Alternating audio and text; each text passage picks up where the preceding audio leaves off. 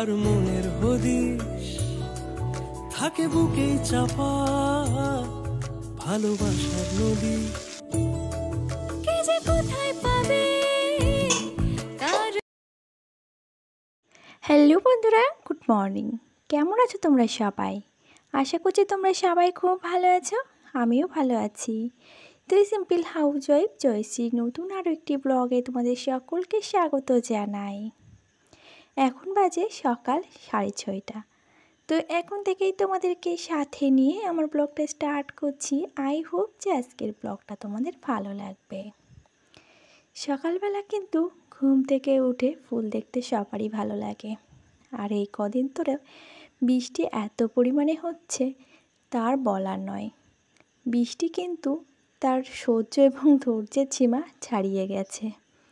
এতটাও পর্যাপ্ত ছিল যে সকালে হচ্ছিল, বিকালে থেমে যাচ্ছিল, থেকে থেকে আসছিল যাচ্ছিল, কিন্তু এত পরিমাণে বৃষ্টি হবে কেউ কিন্তু ভাবতে পারেনি। সত্যি যে বর্ষাকালে একেবারে বাড়ি ঘর সব পচিয়ে দিচ্ছে। আর ওদিকে অতিরিক্ত বৃষ্টির জন্য আমার ওয়াটার লিলি গাছে ফুল ফুটেছে। তো একটা তো দেখছি ফুল ফুটেছে, আরগুলো কুঁড়ি হয়েছে। তো কালকে অবশ্যই সেগুলো সব ফুটে যাবে।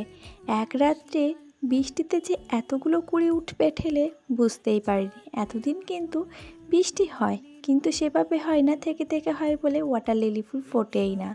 আর যেই না এই যে প্রচণ্ড বৃষ্টি আকার নিয়েছে, আর ওয়াটার লিলি ফুলগুলো সঙ্গে সঙ্গে কুঁড়ি থেকে ফুটে উঠেছে ফুলে। আর আজ সকাল থেকেই দেখলাম ওই কুমড়োটা গাছ থেকে ঝুলেছে, আগে কিন্তু দেখতে পাইনি। আর তার সাথে সাথে দেখছি পর্তুলিকা গাছে সুন্দর একটা ফুল ফুটেছে। আর পর্তুলিকা গাছগুলো যদি রোদ্দুর পায় তাহলে কিন্তু খুব সুন্দর ফুল ফোটে। আগে তবুও একটা একটা ফুল ফুটতো, কিন্তু এখন আর তেমনভাবে ফুটছে না। যেহেতু কুমড়ো গাছের জাংলেটার উপর দিয়ে দেওয়া হয়েছে, দোকান থেকে রোদ্দুর আর পায় না, তো সেক্ষেত্রে ফুল সেভাবে আর হয় না। আর এদিকে কিন্তু আমি উঠোনটা ঝাড় দিয়েছি, তারপরেই আবার বৃষ্টি এসেছিল। আর ওই যে তারপরে আবার আমি দুয়োরটাকে ভালো করে ঝেড়ে নিলাম, কেননা দুয়োরে না কাদা এসে এত পরিমাণে জড়ো হয়েছিল, যদি না ঝাড় দেওয়া হয় তাহলে সেই কাদা কাদা জুতোতে করে পায়ে উঠে ঘরে চলে আসবে।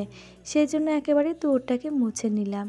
আর যেহেতু আমরা গ্রামে থাকি, তো গ্রামের পরিবেশকে তো আমাদের যেমন হোক তেমন হোক, বর্ষা হোক আর যাই হোক না কেন, সেইভাবে কিন্তু পরিস্থিতিকে স্বীকার করে নিতে হবে এবং মানিয়ে নিতে হবে।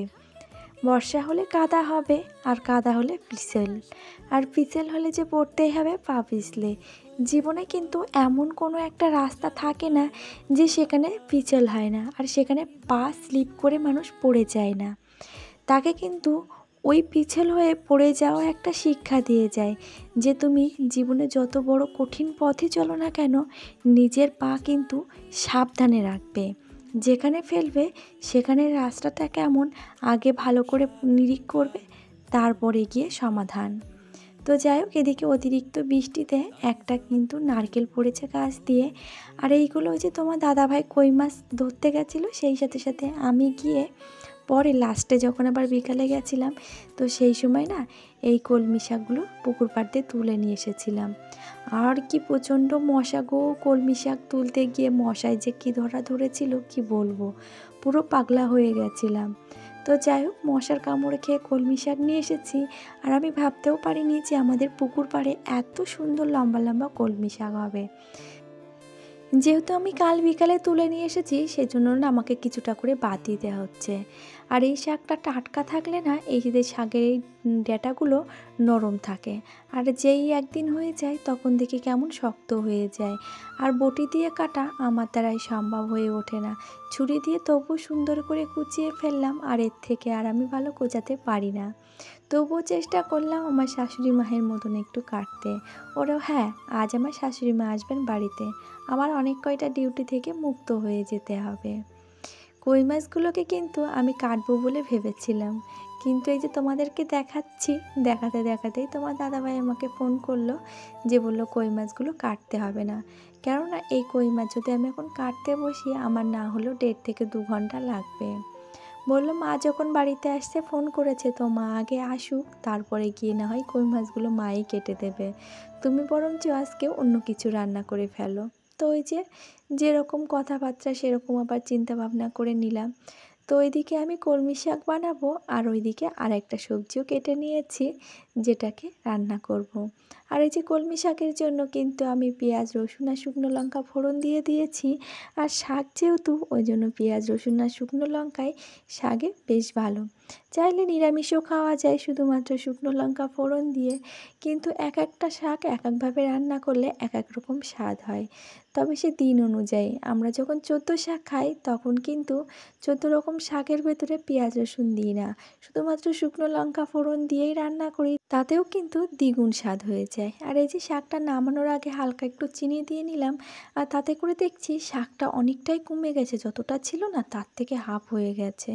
তো যাই হোক, খেতে কিন্তু দারুণ হয়েছিল। আর এইদিকে সবজি বলতে সোয়াবিন কেটে নিয়েছি, সোয়াবিন তো আর কাটা যায় না, আলু কেটে নিয়েছি, আর এদিকে মশলা বানিয়ে নিয়ে এই যে সোয়াবিনটা রান্না করে ফেলছি। তবে চলো এর সাথে বলে রাখি, আমার আজকের ভিডিওটি তোমাদের কেমন লাগলো একটা কমেন্ট করে জানাতে ভুলবে না। আর যদি ভালো লেগে থাকে তো প্লিজ একটা লাইক করে দিও। আর নতুন যদি কোনো বন্ধু আজকে আমার ভিডিওটি এই পর্যন্ত দেখে থাকো, ভিডিওটি দেখে ভালো লাগলে চ্যানেলটিকে সাবস্ক্রাইব করে রাখতে পারো। আর পুরনো বন্ধুরা যারা অলরেডি এই কাজটি করে রেখে দিয়েছো তাদেরকে জানাই অসংখ্য ধন্যবাদ আর অনেক ভালোবাসা। এদিকে কিন্তু আমি হাঁড়িতে জল গরম বসিয়েছিলাম, তা আস্তে করে জোর দিয়েছি যাতে করে ধীরে ধীরে ভাতটা হোক। কী হচ্ছে জানো তো, দুবেলা করে ভাত রান্না করলে ওই যে রাত্রেবেলা ভাত থাকছে তাতে করে ভাতের নিচে না ঘেমে ঘেমে ভাতটা কেমন হয়ে যাচ্ছে। জানি না চালটা কেমন, ওই জন্য চালের জন্য হয়তো এটা হতে পারে। আর একটু সকাল সকাল রান্না হয়ে গেলে তখন দেখছি ভাতটা রাত্রেবেলা আর খাওয়া যাচ্ছে না।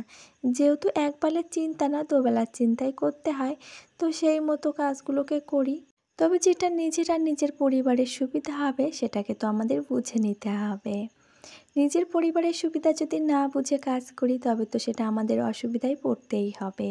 আর প্রতিটা মেয়েই চেষ্টায় থাকে যে তার এই সুন্দর সংসারকে একটু বুদ্ধি, সততা এবং পরিশ্রম দিয়ে সুন্দর করে তুলতে। কে যে কোথায় পাবে কার মনের হদিশ, থাকে বুকে চাপা ভালোবাসার নদী।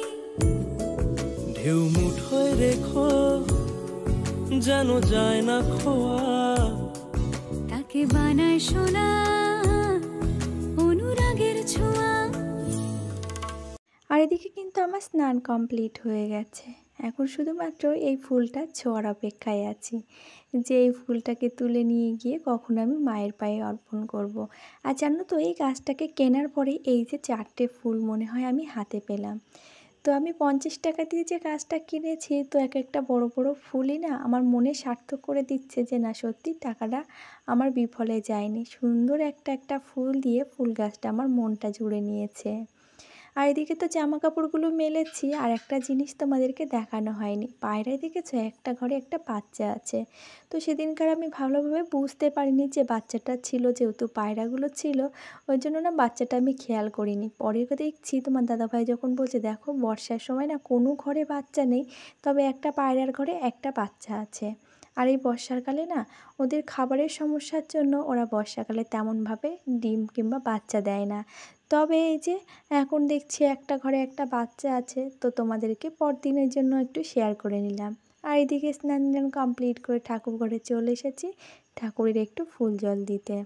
আর আজ অবশ্য আমার ঠাকুর ঘরের ফুল জল দেওয়ার শেষ দিন, জানি না আর কবে ঠাকুর ঘরে আসতে পারবো। তবে আমি মনে করি এই কর্মটা পুরোটাই ঈশ্বরের দান। ঈশ্বর যদি মনে করে যে আমাকে দিয়ে করাবেন তাহলে ঠিক আমি করব, আর যদি না মনে করেন তাহলে কিন্তু আমাদের হাজার চেষ্টা করলেও সম্ভব নয়। তো আজ যেহেতু আমার শাশুড়ি মা বাড়িতে আসবেন ওই জন্য আজ থেকে আমার ঠাকুর ঘরের দুয়ার বন্ধ হলো। যে তা নয়, ঠাকুরকে আমি ঘরে বসে ডাকতে পারবো, ঠাকুর ঘরে হয়তো আর যাওয়া হবে না সেইভাবে, যে ঘটাসটা করে পুজো দিই সেটা আর হয়ে উঠবে না। আর ওইদিকে পুজো দিয়ে বাবুদেরকে খাবার দিয়ে নিজেরাও খেয়ে দিয়ে একটা লম্বা ঘুম দিয়ে ঠেলে উঠে তারপরে এই যে বিকালবেলার কাজে হাত লাগিয়েছি। আর বৃষ্টিটাতে যেহেতু ধরন দিয়েছে তো সেই জন্য উঠোনটাকে ঝাড় দেওয়ার একটু প্লেস পেলাম অন্তত বিকালে। এই 2 দিন তো একেবারে বিকালে উঠোন ঝাড় দিতেই পারছিলাম না, সকালবেলা করে দিচ্ছিলাম। আর বিকালবেলাও তো দেওয়া উচিত এরকম পাতা পড়লে, কিন্তু ওই যে বৃষ্টিতে কাদা হয়ে থাকে তার জন্য আর দেওয়া হয় না। আর এই যে সন্ধ্যাবেলা সন্ধ্যাবাতি দিয়ে তারপরে বাবুদেরকে একটু দুধ বানিয়ে দিয়েছি, আর সেই সাথে সাথে একটু চকোস দেওয়া হয়েছে, কেননা তারা কয়দিন ধরে আবদার করছিল একটু চকোস খাবে।